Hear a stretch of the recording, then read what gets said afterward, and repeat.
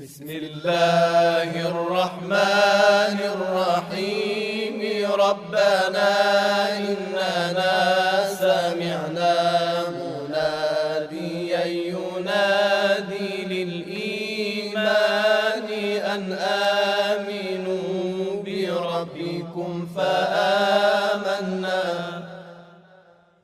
ربنا فاغفر لنا ذنوبنا وكفر عنا سيئاتنا ربنا فاغفر لنا ذنوبنا وكفر عنا سيئاتنا وتوفنا مع الأبرار. أعوذ بالله السميع العليم من الشيطان الرجيم. بسم الله الرحمن الرحيم. وبه نستعين وصلى الله على سيدنا محمد وعلى آله الطيبين الطاهرين. رب اشرح لي صدري ويسر لي أمري واحلل عقدة من لساني يفقه قولي. اللهم كن لوليك الحجة بن الحسن صلواتك عليه وعلى آبائه في هذه الساعة وفي كل ساعة وليا وحافظا وقائدا وناصرا ودليلا وعينا حتى تسكنه أرضك توءا وتمتعه فيها طويلا برحمتك يا أرحم الراحمين. Au nom d'Allah, le tout miséricordieux, le très miséricordieux, Père et bénédiction sur le noble de ses créatures, le saint prophète Mohammed sallallahu alayhi wa sallam, sur sa sainte famille, ses vertus compagnons et sur ceux ou celles qui suivront sa voie jusqu'au jour de la résurrection. Que Dieu nous aide, qu'il fasse de nous des musulmans vertueux, qu'il nous guide sans cesse sur le droit chemin.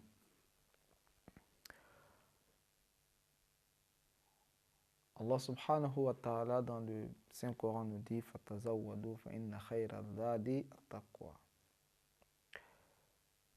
Il dit de s'approvisionner, de chercher beaucoup de provisions, فَإِنَّ خَيْرَ الزَّادِ التَّقْوَى, et que la meilleure, n'est-ce pas, des provisions n'est rien d'autre que la crainte d'Allah subhanahu wa ta'ala. Alors, dans l'adage également, il a été dit que celui qui est conscient de la longévité de son voyage ménage sa monture. Nous sommes dans un voyage que le Saint-Coran met en évidence. Inna lillahi wa inna ilayhi raji'un.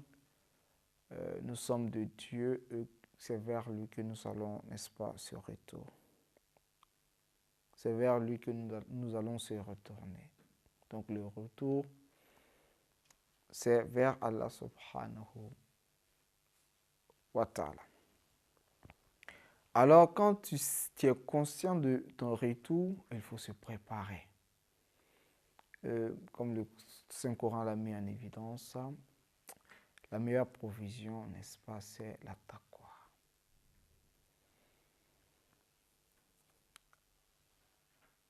Le sujet que nous avons aujourd'hui à porter à votre connaissance n'est rien d'autre que la provision que l'être humain devrait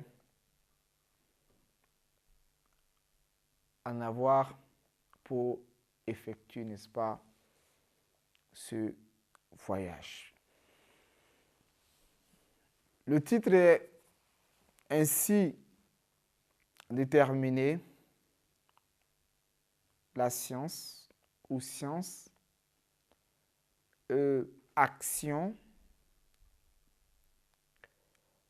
de provision pour un cheminement vers Allah subhanahu wa ta'ala. Alors nous sommes appelés à voyager, nous sommes appelés à partir vers Allah subhanahu wa ta'ala.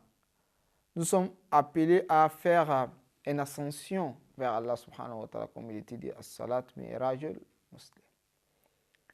La prière fait partie de l'ascension, bien l'ascension, n'est-ce pas, du croyant, quand il veut émigrer vers Dieu, quand il veut partir, n'est-ce pas, vers Allah subhanahu wa ta'ala. Alors, pour que ce voyage soit effectif ou soit effectué comme il se doit, parce que lorsque le voyage n'est pas effectué comme il se doit, le voyage n'a pas été, n'est-ce pas, effectif. Parce que nous voulons se retourner vers Allah subhanahu wa ta'ala et que celui-ci soit, n'est-ce pas, satisfait de nous. Alors lorsque nous arrivons vers lui et qu'il n'est pas satisfait, n'est-ce pas, de nous, alors cela n'est pas tout à fait recommandé.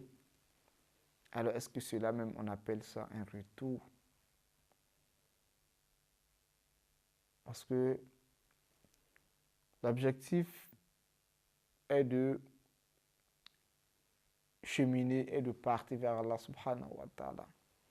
Mais est-ce que le jour de la résurrection, c'est toute personne qui aura, n'est-ce pas, cette occasion-là de rencontrer la grâce de Dieu?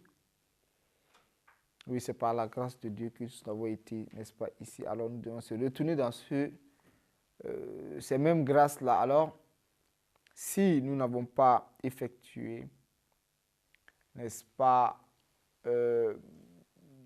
les obligations qui nous incombent, est-ce que notre retour serait, n'est-ce pas, un retour favorable? Alors nous demandons à Allah subhanahu wa ta'ala qu'il nous aide afin que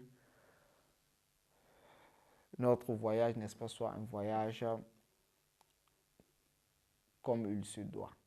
اللهم إني أسألك من جمالك بأجمل وكل جمالك جميل اللهم إني أسألك بجمالك كل.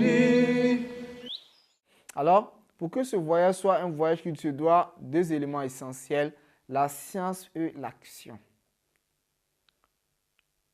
Fais ce que je dis, mais ne fais pas ce que je fais n'est pas un slogan, n'est-ce pas, islamique. Le slogan islamique pourrait être ainsi: fais ce que je dis et force-toi de faire, n'est-ce pas, ce qui, et regarde ce qui, n'est-ce pas, je me force de faire. Parce que l'être humain n'est pas parfait. Oui, fais ce que je dis et, n'est-ce pas, regarde, n'est-ce pas, ce qui je me force afin, n'est-ce pas, de faire. Je crois que cela pourrait être encore plus adéquat que, n'est-ce pas, fais ce que je dis, mais ne fais pas ce que, n'est-ce pas, je fais. Alors, le musulman devrait savoir en fait quel est en fait son devoir. Dans la pensée islamique, un musulman devrait être un mujtahid. Un mujtahid, c'est celui-là même qui fait l'effort afin de déduire, n'est-ce pas, les règles dans les sources, le Coran, la Sunna, et n'est-ce pas, j'en passe. Alors, si tu n'as pas été cela, il faudrait que tu puisses, n'est-ce pas, imiter les mujtahids. Alors, ce qui t'incombe dans le fiqh, ce que tu devrais, n'est-ce pas, entreprendre, tu devrais fournir, n'est-ce pas, ton effort afin, n'est-ce pas, d'apprendre. C'est-à-dire tout ce qui éprouve, n'est-ce pas, l'être humain en termes d'action. C'est-à-dire si moi j'ai beaucoup de problèmes dans, n'est-ce pas, la prière, alors quels sont en fait les éléments que le musulman devrait, n'est-ce pas, savoir dans la prière? Quand je suis un commerçant, quelles sont les règles que je devrais, n'est-ce pas, n'est-ce pas, savoir?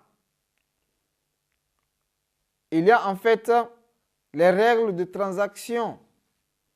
Alors, quand tu ne connais pas, sûrement, soit tu serais injuste ou bien les gens vont te faire injustice.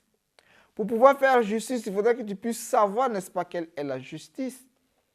Alors, une personne qui travaille, n'est-ce pas, dans le droit doit savoir, n'est-ce pas, les droits et devoirs de tout un chacun sur la pensée, n'est-ce pas, islamique. Donc, le commerçant ainsi, et l'être humain dans sa vie quotidienne, il devrait, n'est-ce pas, chercher à savoir les règles qui sont attachées à sa vie quotidienne, donc il rencontre à chaque moment. Donc quand tu estimes que voilà en fait les règles que je rencontre à chaque moment, alors il faudrait que tu puisses savoir quelles sont les lois islamiques qui conviennent, n'est-ce pas, à cet état. Donc c'est en fait un devoir. Allah subhanahu wa ta'ala dans le Saint-Coran nous dit « فَلَوْلَا نَفَرَ مِنْ كُلِّ فِرْقَةٍ مِنْهُمْ طَائِفَةٌ لِيَتَفَقَّهُوا فِي الدِّينِ وَلِيُنْذِرُوا قَوْمَهُمْ إِذَا رَجَعُوا إِلَيْهِمْ لَعَلَّهُمْ يَحْذَرُونَ » Il dit « Il n'est pas du devoir de tout croyant de quitter leur demeure, mais qu'il faut qu'un groupe de personnes partent s'instruire et au retour, n'est-ce pas, puissent avertir, n'est-ce pas, son clan, son peuple, n'est-ce pas, sa nation. Donc, il incombe à un groupe de personnes de chercher la science par tout le monde. Alors, ceux-là même qui ne sont pas allés à la recherche de la science devraient venir, n'est-ce pas, en aide à ceux-là même qui, n'est-ce pas, qui se sont levés délibérément pour, n'est-ce pas, chercher la science. Parce que ceux-ci vont chercher la science pas seulement pour eux-mêmes, mais pour venir avertir le clan, avertir, n'est-ce pas, la nation, avertir le peuple. Alors le peuple sont appelés, n'est-ce pas, à les aider. Et l'imam Sadiq alayhi salam nous dit anna usul an qawli ta'ala falillahi al-hujjatul baligha. Qu'Allah subhanahu wa ta'ala a des preuves typiques et complètes. Faqala inna Allah ta'ala yaqulu lil abdi yawm al-qiyamah abdi akunta alima. Que le jour de la résurrection, Allah subhanahu wa ta'ala posera la question au serviteur de savoir, étais-tu un savant? Si celui-ci dit oui, si il répond affirmativement,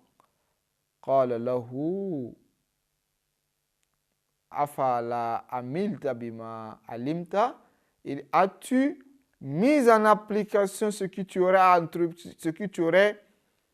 appris? Si celui-ci était un ignorant, il dit, est-ce que as-tu cherché la science pour y mettre en application? C'est-à-dire, le savoir n'est pas une porte de sortie, de même l'ignorant. C'est-à-dire le savant, si tu dis j'ai appris la science, Allah subhanahu wa ta'ala te demande, est-ce que as-tu mis cette science-là en application? Maintenant, pour fuir, n'est-ce pas, cela, l'autre humain pourrait dire, je n'en savais pas, je ne savais pas. Alors Allah subhanahu wa ta'ala te dira, est-ce que as-tu cherché à savoir? Alors nous, dans le monde moderne, actuellement, nous n'avons pas une porte de sortie. C'est possible que dans les moments précédents, ou les moments précédents, une personne puisse dire, je n'étais pas savant et j'ai fourni l'effort afin d'avoir, n'est-ce pas, des personnes pour m'enseigner, mais malheureusement, je n'ai pas pu. Alors, cela pourrait être une excuse. Je ne dis pas forcément une excuse, mais cela pourrait être une excuse. Mais nous, dans le monde moderne, dans le monde de l'antique, dans le monde de l'Internet, dans le monde évolué que nous sommes, alors personne n'a d'excuse. Alors, quand tu n'as pas d'excuse, il faut fournir l'effort pour chercher à savoir quelles sont les choses qui te viennent, n'est-ce pas, qui t'incombent en termes de règles islamiques. Il ne faudra pas que nous surfons dans le monde. Nous naviguons, n'est-ce pas, dans le monde sans objectif religieux premier. C'est notre objectif devrait être un objectif religieux premièrement et après s'en suivra, n'est-ce pas, les autres. Oui, nous avons beaucoup de moyens de transport faciles. Nous avons des moyens d'information, oui, mais l'information politique, oui, c'est vrai parce qu'il faut connaître ton époque. Le foot, oui, il faut se distraire souvent, mais cela ne s'arrête pas la distraction ne s'arrête pas à ces choses seulement. Et en plus de cela, même pour se distraire, il faut savoir, n'est-ce pas, les règles islamiques concernant cette distraction-là. C'est-à-dire, tout ce que l'être humain voudrait entreprendre, qu'il puisse savoir quel est en fait ce qu'Allah subhanahu wa ta'ala voudrait dans cette entreprise. Alors, nous constatons des personnes sans science voudront, n'est-ce pas, aborder les règles islamiques, c'est-à-dire se forger eux-mêmes des choses, des adorations. Cela va nous amener, n'est-ce pas, à ce qu'on dirait, n'est-ce pas, la bid'a, qui est l'innovation. Vouloir innover. Alors que le musulman, ton objectif, ce n'est pas d'innover, c'est de chercher à savoir qu'est-ce que Allah dit dans le Saint-Coran, qu'est-ce que ses prophètes ont dit et qu'est-ce que les imams disent.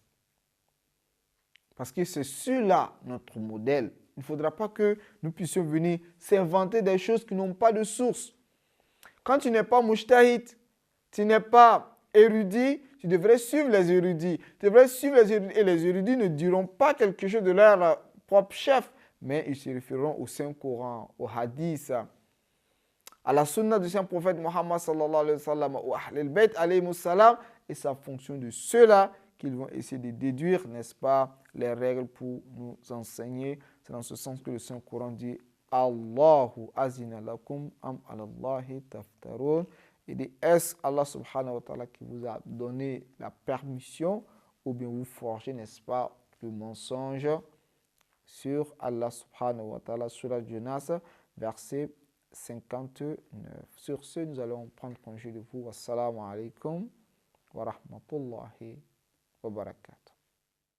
قاضي الحاجات رب العباد رافع الدرجات هب لي مدادي كاشف الكربات طهر فؤادي غافر الزلات أصلح ميعادي غافر الزلات أصلح ميعادي.